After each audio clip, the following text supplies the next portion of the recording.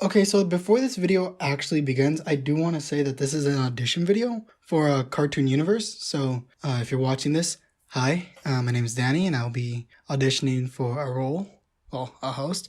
So yeah. So the other day I have been talking to a few friends and talking about what my favorite supervillain is and what I think a perfect supervillain is. So that's what I'm here to talk about.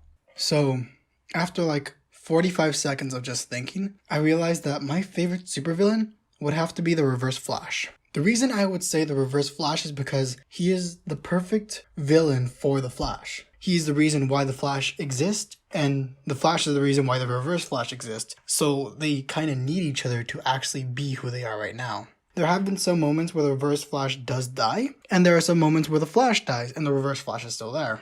Each one becoming a paradox of one another, which is honestly quite interesting for me. So, if anyone doesn't know what the Reverse Flash story is or what the Flash story is, I am going to summarize both of them. So, Barry Allen is the fastest man alive, but he wasn't always the fastest man alive. When he was a kid, at the age of 10, he lost his mother.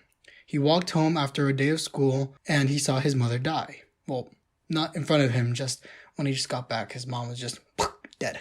During that time, his dad was sent to prison for a crime that he didn't commit, and it was up to the Flash, Barry's job to go figure out who did this and how to solve this. So he devoted his time to being a forensic scientist, but before he could actually prove his dad's innocent, he was already dead in prison, so he couldn't really fix him right there. During one night at his lab, he actually got struck by lightning, which he also landed on a vat of chemicals, which turned him into the fastest man alive. Woohoo, he is the Flash, the speedy boy, the guy who can run real fast. That's him. That's the origin of the Flash. Now, let's move on to the Reverse Flash. Who is he?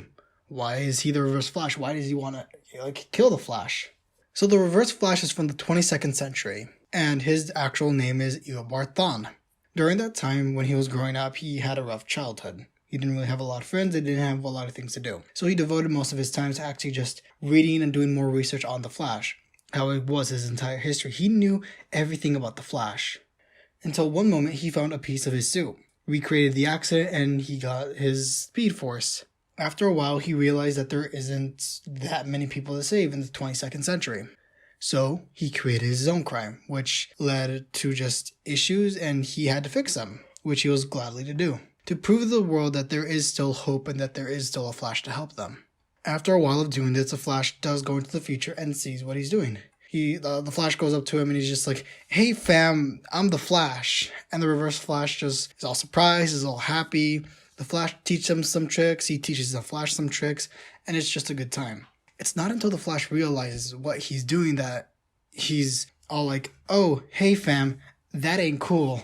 I'm gonna send you to prison."